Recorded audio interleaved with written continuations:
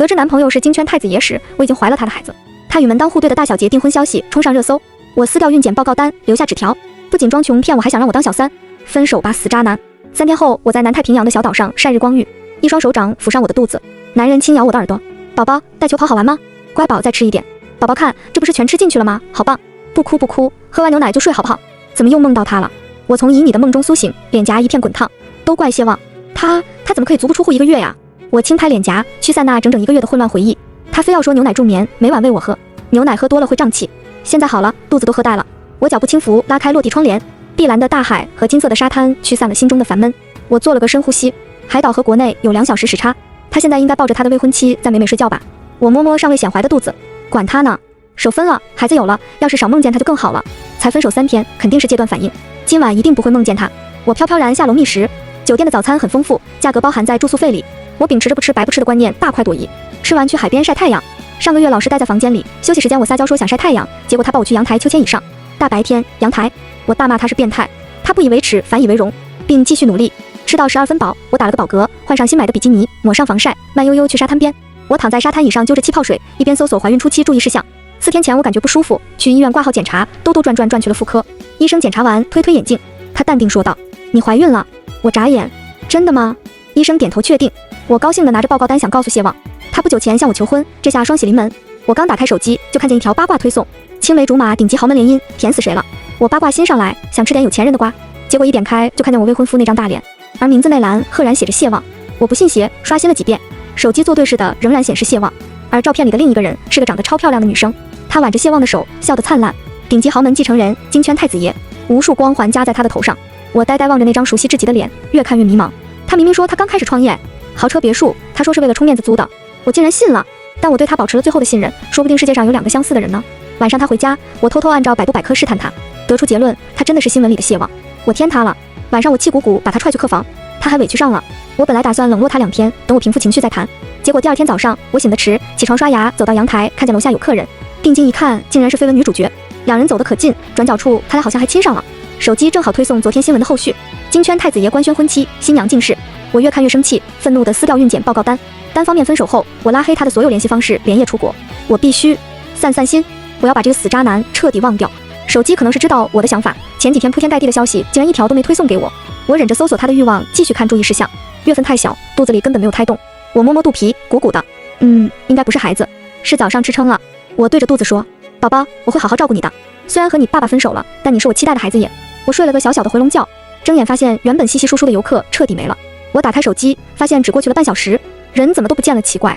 我起身想找个人问问，结果转了一圈，竟然1个人都没看见，也没有收到灾害预警。空旷的沙滩上只有海浪的声音。我回原来的位置上找我的包包，外面完全没有人，好可怕。我还是回酒店吧。回到沙滩椅边，我的包包忘记被我放哪儿了。我跪在沙滩椅上到处找，忽然背后一双手从背后圈住我的腰，巨大的阴影将我的身躯完全覆盖。我僵住不敢动弹。男人声音慵懒：“在找什么？”我扶住靠背：“我的包，找到了吗？”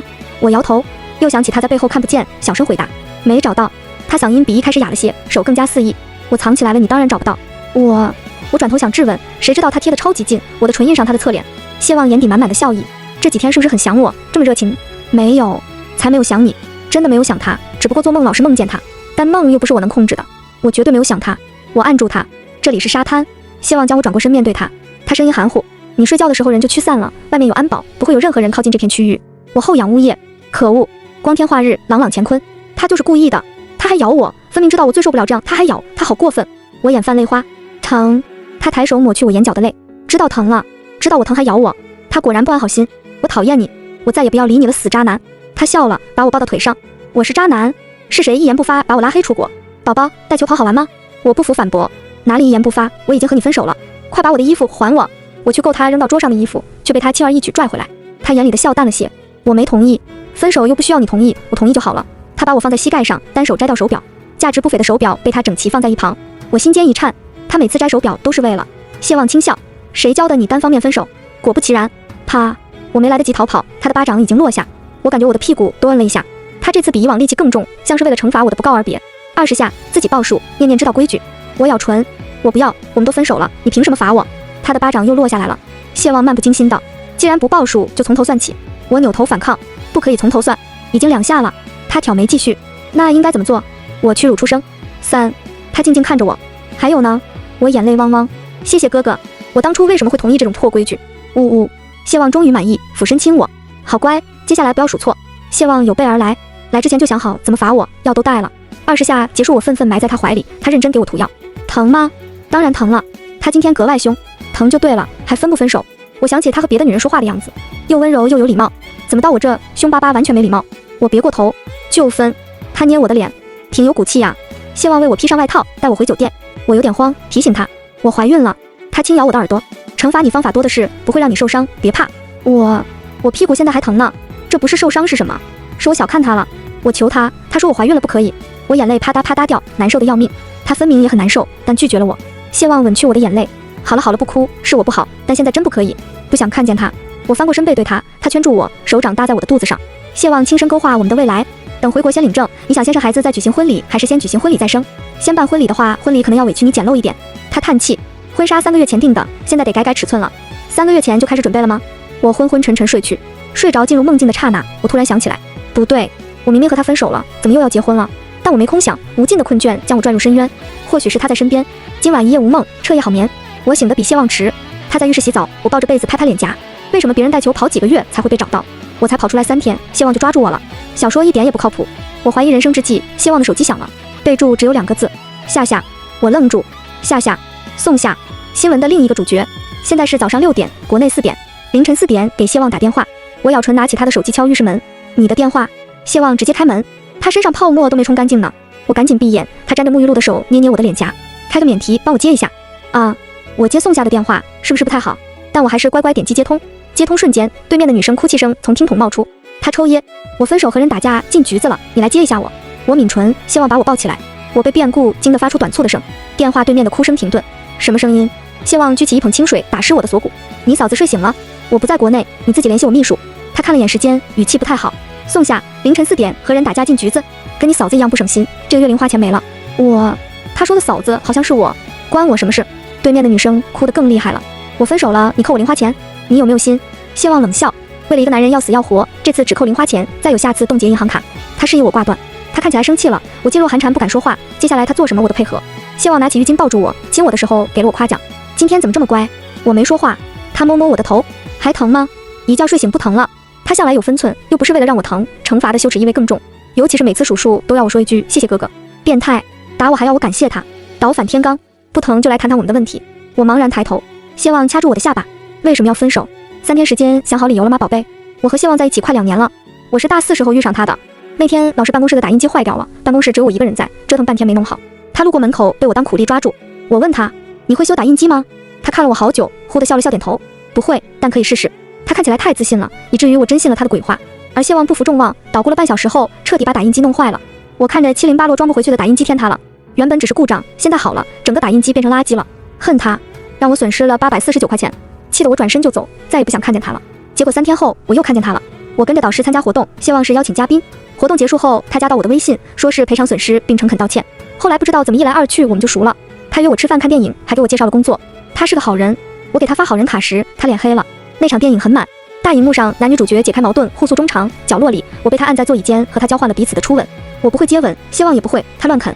我无力推他，谢望在满场欢笑里轻咬我的耳朵。念念，我不想当好人，我想当你的男朋友。我想了想，觉得有个男朋友也不错，然后我们就在一起了。他堪称24孝好男友，长得帅，身材好，事事以我为先，就是有点变态。不过这不是缺点，我还挺喜欢。他唯一的问题是太有钱了。谢望比我大3岁，作为社会人士，我和他谈恋爱，导师看见直叹气。他老让我当心，不要被骗，说这些社会上的男人就爱骗骗大学没毕业的小女生。我并没有多在意导师的话，他能骗我什么？谈个恋爱哪有什么损失？我俩很少有矛盾，谈了2年跟热恋似的。2个月前，他向我求婚了，初恋变成老公，我觉得我的恋爱十分完美。然后我发现了他的问题，我恍然大悟，原来导师说的是真的，希望这种有钱人来我身上找乐子呢。我连夜跑路，跑了3天被抓住了，可恶！谢望咬牙切齿，你宁愿相信你导师的话，也不相信我。也不是啦，我鼓起脸颊质问他，夏夏是谁？你们都上热搜了。谢望戳我的脸，鼓起了脸颊，噗嗤一声漏气，我更生气了。问你不回答，还戳我脸。他不仅戳我的脸，还把我当面团揉。那条热搜半小时内就处理了，营销号说什么你都信。宋夏是我表妹，前几年在国外你没见过，上周刚回国，小姨让我看着点她。说到这，谢望揉乱我的头发。那天早上我问你要不要一起去接机，你说累要睡觉，让我自己去，没印象了。有这件事吗？我绞尽脑汁翻回忆，终于想起来上周日早上8点他喊我起床，前一天我们2、3点才睡觉。8点就喊我起床，是不是太过分了？我发了起床气，卷被子盖住脑袋，完全想不起来他当时跟我说了什么。至于我说我在阳台看见他和宋夏接吻，谢望气笑了，决定回国给我买副眼镜。看别人接吻是一件不礼貌的事，我当时瞥了一眼就收回目光，哪有问题啊？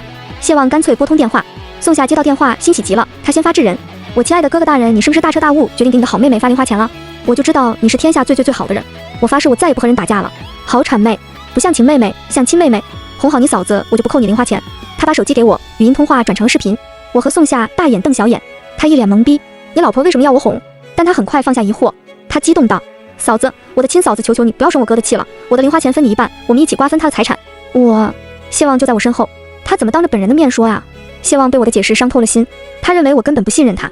我很心虚，解释道：我只是想出门冷静，想回去再和你谈的。谢望接受了这个理由，接受归接受，见我不生气后，他开始生气了。具体表现为最近和我相处都不会笑了，国内的工作不急，他转成线上办公，这2天留下陪我度假。白天他面无表情帮我涂防晒，晚上他冷冰冰抱着我睡觉，连个多余的吻都不给我。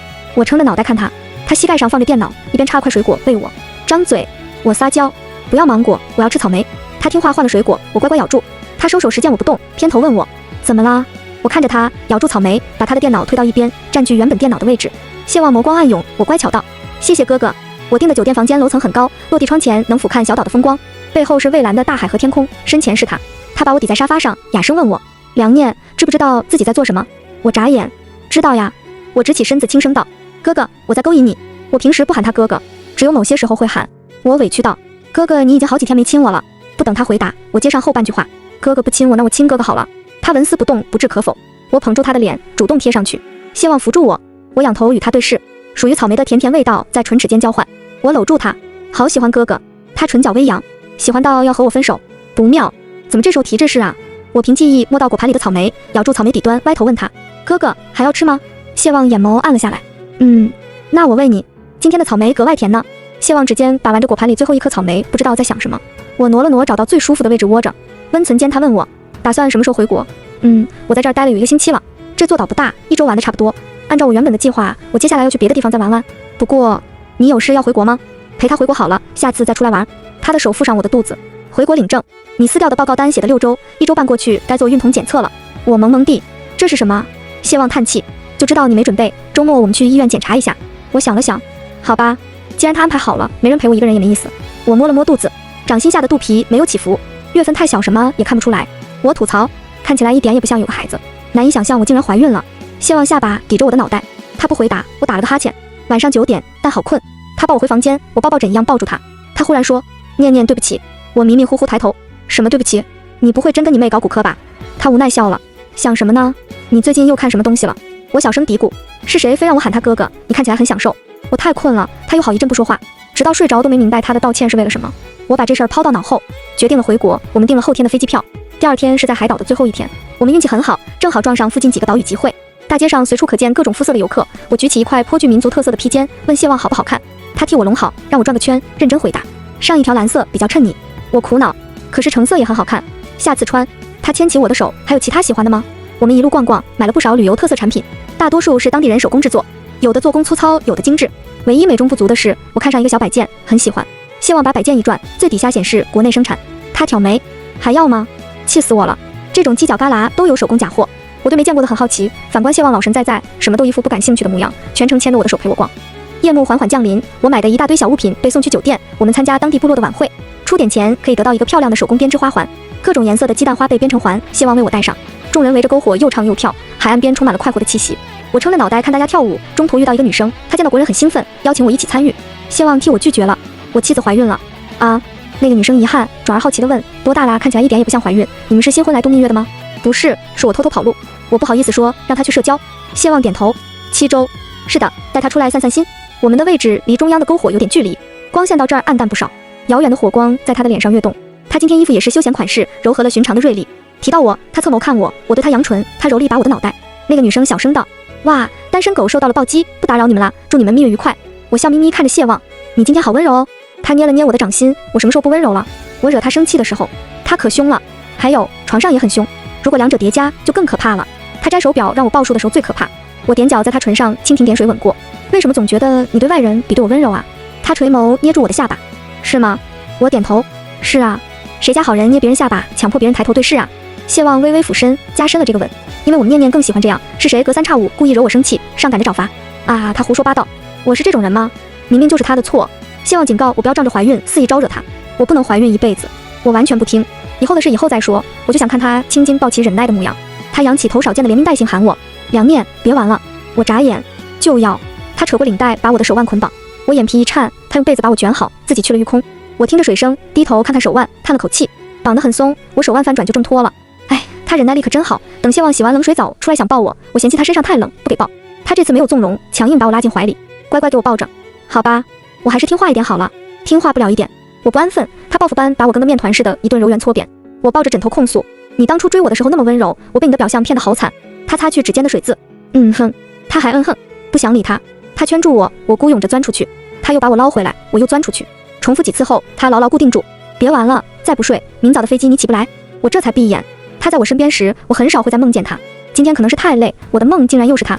这次不再是旖旎到令人面红耳赤的画面，而是我们刚恋爱那会儿。说起来我自己都不信，我们刚开始可纯情了，平时就牵牵手，连接吻都很少。约会的最后，每每是他送我回宿舍。有一次过了宵禁，回不了学校，谢望提议去他家，我紧张极了，局促点头。好。在他看不见的地方，我疯狂搜索第一次去男朋友家需要注意什么，搜出来的结果是如何拜访家长的建议。我删了几个字，搜索第一次和男朋友需要注意什么。这次搜索结果好像对了，又好像不对，看得人心惶惶的。我在车上偷瞄他，被他敏锐捕捉到了。他掰过我的头，念念在看哪里？我眼神乱飘，哈哈，没有啊，绝对没有偷看你。再说穿着衣服又看不见。他问念念本来想看哪里，我眼观鼻鼻关心，发现自己说错话了，多说多错，不说不错，我决定闭嘴。我紧张兮兮十几分钟，满脑子推演等会儿怎么办。等到了他家，我发现他住大平层，房子面积很大，大房子理所当然有很多房间。他家还有个保姆阿姨，见到我热情打招呼，你就是念念吧？你的房间铺好了，我带你去。我这才知道，他说的带我回家睡觉是真的睡觉。他的房间在那一头，客房在这一头，隔了一整个客厅。阿姨走后，我问谢望，为什么房间隔这么远？你是怕我对你图谋不轨吗？谢望难得亲了亲我，赶紧去睡觉，怕我控制不住。难以置信，我俩竟然有这么一段纯情时光。我在飞机上和谢望回忆，谢望给我盖上小毛毯。我本来很纯情，都被你带坏了。我分明是我被他带坏了，好不好？他怎么倒打一耙？下飞机前，谢望里3层外3层给我穿好衣服。要不是他提醒，我差点忘了我是从南半球回来。海岛上是夏天，北半球的帝都飘雪了。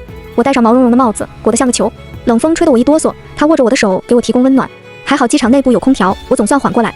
这边不少接机的人，我瞥了一眼没多关注，却听见有道略微熟悉的女声大喊：“表哥嫂子看我呀，你们的好妹妹在这里。”他喊得力拔山，吸气盖世，纵然机场吵闹，他在其中也是格外突出。众人目光纷纷向他投去，我也不例外，看向声音源头。看清楚是谁后，我偷偷往谢望身后躲，怕丢人。宋夏作为一个能半夜跟人打架进局子的人，完全没有一点丢人的意识。挡在我前面的谢望自然也看清了宋夏，他默默把我的帽子往下压，对他的好妹妹视而不见。宋夏很难过，我很满意。出了人群聚集地后，他迎了上来，你们两个为什么不理我？我大冷天的出来接你们，你们竟然如此对我。自从上次谢望给他打电话后，他加了我，这2天有事没事嘘寒问暖，似乎想通过我来找回谢望对他消散的亲情以及零花钱。回国前我自然告诉了他，他没说会来接机。宋夏捂住心口，我这是给你们惊喜，你们竟然毫不领情。我吐槽，是惊吓。谢望附和我，吓到你嫂子了，下个月零花钱也没了。宋夏的表情变换完全可以入选北影教材，不可置信、痛苦、绝望，转化得十分顺滑。他爱好，你没有心。我默默拢了拢羽绒服，谢望似乎以为我冷，把我的手揣进他的口袋。男人在冬天的体温似乎比女人高些，我的手发凉，他暖暖的。我冲他笑了笑，旁边的宋夏又嗷，够了，你们够了，不仅不欢迎我，还喂我吃狗粮，你们难道不知道我刚分手吗？令人作呕的小情侣。我当着他的面蛐蛐他，你表妹好吵。宋夏想反抗，谢望3个字让他闭嘴。零花钱。宋夏跟个霜打的茄子蔫了，后面一直跟在我们身后。他好可怜，我不忍心在回去路上关心他。一见有人和他说话，他又活蹦乱跳了起来，叽里呱啦跟我讲他的事。我给他倒了杯水，他讲完想起来问我，你结婚我可以当伴娘吗？我回答，我可能不结婚。2道视线齐刷刷汇集在我身上，我迷惑，怎么了吗？谢望握住我的手很紧，宋夏咽了口水，你不结婚我哥怎么办？我撑着脑袋，领个证就好了吧，反正结不结婚不是只看个结婚证吗？难得见谢望直白，为什么不想办婚礼？我很见不得人吗？啊，他想到哪里去了？还有8个多月孩子才出生，我得养孩子，不想准备婚礼，好麻烦啊。谢望松开手，不用你准备，不是说女性更期待婚礼吗？谢望为什么一副一定要有的样子？我妥协，好吧，他都这么说了，满足他的心愿好了。我们领证当天刚好是冬至，给民政局遇到的人分了喜糖，我和他在各自的位置签上名字，拍完照片，结婚证到手，我随手揣进包里问谢望，我们今晚吃什么？他仔仔细细看着属于他的那本结婚证，视如珍宝般收好。他牵着我的手，走吧，吃上次你想吃的意大利菜。除了我们，今天民政局只有1对新人领证，奇怪的是他们看起来不熟，也没有和我们一样带喜糖到处分。我把喜糖给那位姐姐时，多嘴问了一句：“他是你老公吗？”她愣了2秒没反应过来，我说的是谁？是的，像是知道我的困惑，她多嘴了2句。年龄到了，相亲认识的，你和你老公是自由恋爱吧？我点头，没有再多说，闲聊2句，谢望从另一头回来。我跟他告别，跑向谢望，我抱住他的腰蹭了蹭他。离婚窗口好多人啊。他摸摸我的头，和我们没关系。我主动提起刚才那个姐姐，忍不住叹气。你说为什么不相爱的人要在一起结婚呀？谢望说，每个人有自己的选择。我想了想，点头，也是，想结婚就结婚，不想结婚就不结，多关心别人又没用。我踮脚亲他，还好我爱你。他好半天不动，我又亲了一口。哥哥，怎么啦？他弯腰吻住我。民政局人来人往，在公众场合接吻似乎不太好，但这里是民政局，周遭只有祝福。希望抱紧我，我也爱你。我这胎并没有像别人怀孕一般痛苦，除了格外嗜睡，孕吐水肿都没发生。我睡着，孩子越来越大。希望是好丈夫，我怀孕时的一切事情都由他来过手。我进手术室时，他没在手术室外，选择陪产。虽然没什么用，但失去力气时，看见身边是他有一股莫名的暖流划过心间。在婴儿的啼哭声中，我昏迷过去。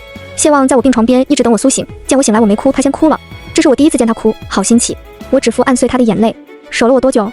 就一会儿。骗人。我进手术室是白天，现在外边已经全黑了。我生产很顺利，在手术室里没有待多久。她应当等了很久吧？孩子怎么样？很健康，是个女孩，我刚才看过。她睡着了。她轻柔抱我，念念辛苦你了。睡着了，那不能抱过来玩。看来一时半会儿见不到宝宝了。听到她后半句话，我眼睛一亮。那我这么辛苦，你是不是得把你记的账删掉？她有一个小本本，记录了我孕期招惹她的次数和具体情况，说是等我生完，通通报复回来。太可怕了。希望一愣，随即笑了。不可以，一次也不能少。全文完。